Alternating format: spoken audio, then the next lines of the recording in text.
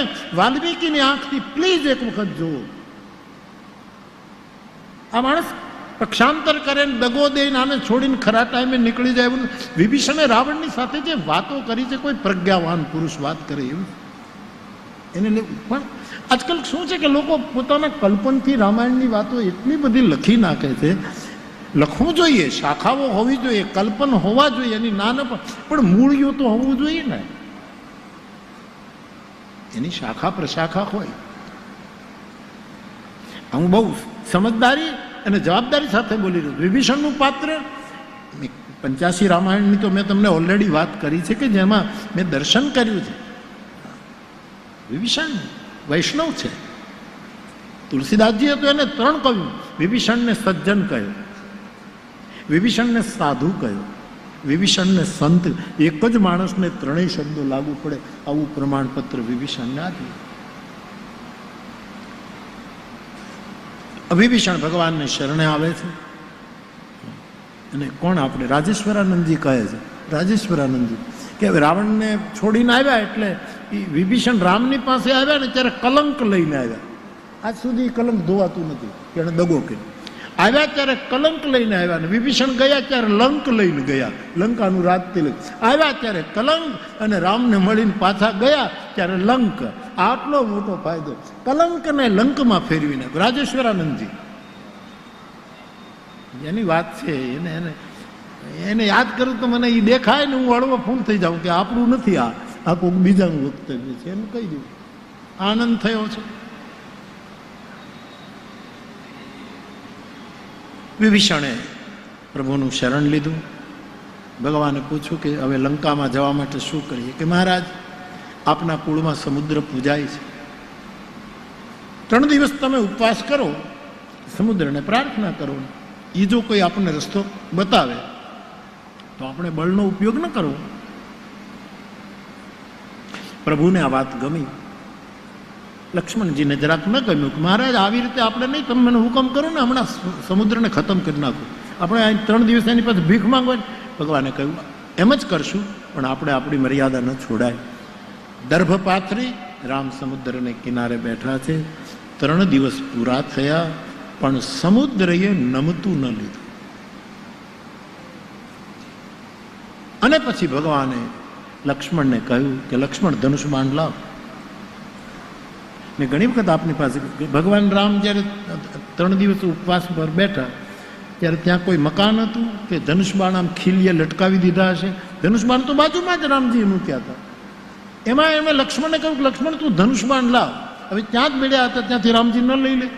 પણ લક્ષ્મણ આવે, ધનુષ બાણ લઈને રામના હાથમાં આપે એટલો સમય ભગવાન ચાહતા હતા. નહીતર ત્યાંથી ને ત્યાંથી લે.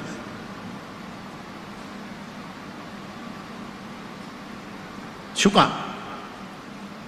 કે લક્ષ્મણ ધનુષ બાણ લઈને રામને આપે. ભગવાન રામ વિચાર કરે એટલા સમયમાં જો સમુદ્ર સમજી જાય તો મારે બળનો પ્રયોગ નથી કરવો. જો એ સમજી જાય તો આનું બંધન મારે અટકાવવું છે. આ નીતિ રામની. એટલે મંદિરોમાં હજી પણ ઝાલરું વાગે છે સાહેબ, હજી પણ આરતીઓ ઉતરે છે. અમારા સાધુઓ હજી પણ એ ઠાકોરજીનું રામચંદ્ર કૃપાલુ ભજમન ગાય અને હજી પણ આ પ્રસાદ વહેંચે છે.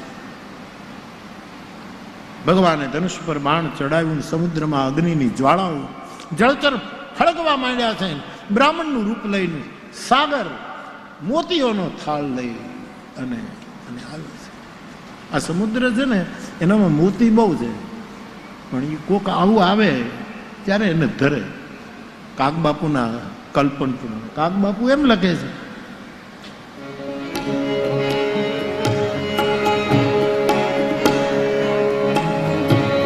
રત્નો રૂપાળા ભાઈ,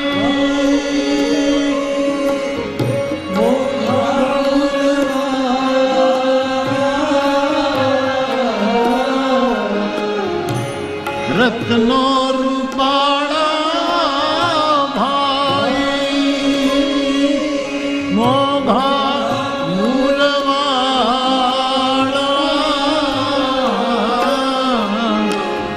દરિયો વેરે નહીં મોતીડાની માળા, કારણ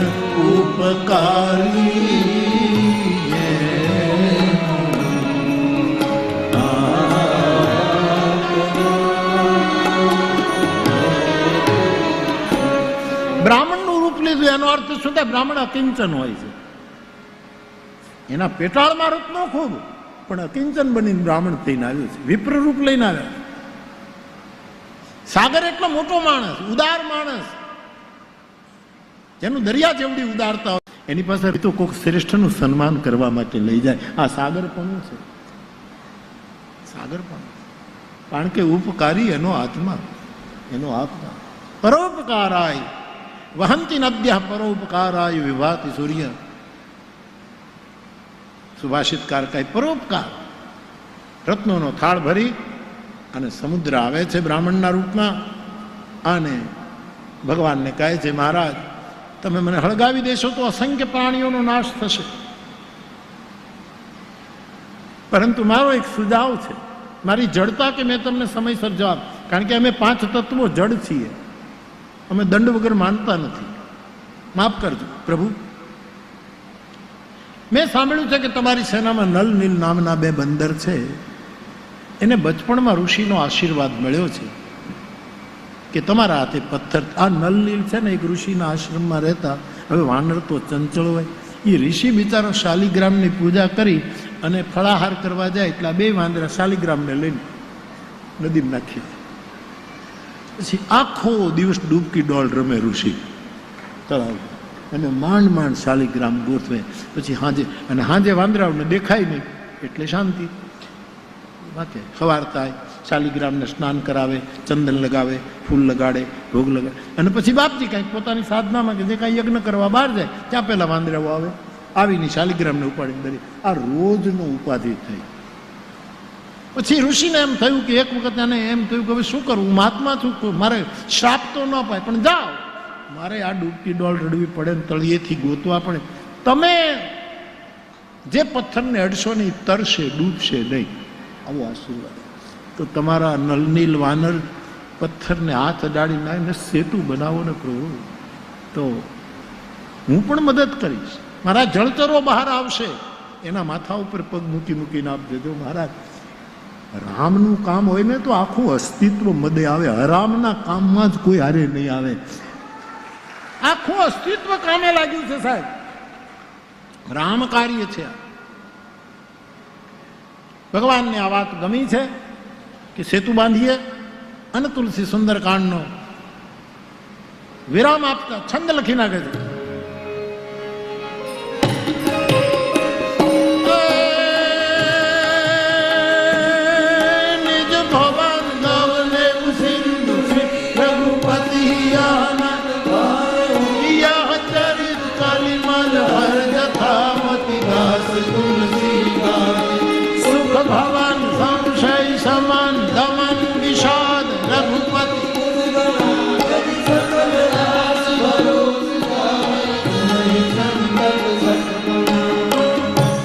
सकल सुमंगलदायक रघुनायक गुणगान सादर सुन गीते सिंधु विना. રઘુનાયકના જે કીર્તન, રઘુનાયકનું જે ભગવાનના ચરિત્રો છે એનું વર્ણન કરતા સુંદરકાંડ પૂરો કર્યો. લંકાકાંડમાં કાળનું વર્ણન છે, અને પછી સેતુની રચના થઈ છે. સેતુબંધ બંધાયો. ભગવાન સેતુબંધના પ્રથમ પગથિયા ઉપર ઉભા રહી 100 જોજન સેતુ બંધાયો. રીછ અને વાનરના પુરુષાર્થ અને પ્રભુની કૃપાનું આ પ્રતીક હતું. ભગવાને કહ્યું આ ઉત્તમ ધરણી છે. અને કઈ ધરણી ઉત્તમ કહેવાય? જ્યાં સંવાદ થતો હોય, જ્યાં જોડાણ થતું હોય, જ્યાં સેતુ બંધાતો હોય, જ્યાં તોડફોડ હોય, એ ઉત્તમ ધરણી નથી. આ ઉત્તમ ધરણી છે, પરમ રમ્ય છે. મારી ઈચ્છા છે કે અહીંયા ભગવાન શિવની સ્થાપના કરી. બધાને ગમ્યું. ઋષિમુનિઓને બોલાવ્યા, અને ભગવાનના હાથે ભગવાન રામેશ્વરની સ્થાપના થઈ. તુલસીજી લખે છે, લિંગ થાપી વિધિવત કરી પૂજા, શિવ સમાન પ્રિય મોઘીને દૂજા સ્થાપના કરી અને શિવ સમાન મને કોઈ પ્રિય નથી. મારું ભજન કરશે અને શિવનું જો અપમાન કરશે અથવા શિવનું ભજન કરે અને મારો દ્રોહ કરશે એની દુર્ગતિ થશે. આમ હરિહરની એકતાનો સેતુ બંધાયો, વૈષ્ણવો અને શૈવોનો એક સેતુ બંધાયો. પેલો તો સ્થૂળ હતો પણ આ સૂક્ષ્મ વૈચારિક સેતુ બંધાયો. એટલે આપણે આજ સુધી ગાઈએ છીએ હરિહર એક સ્વરૂપ અંતર નવધરસુ કોઈ અંતર નવધરસુ ભોળા ઉધરને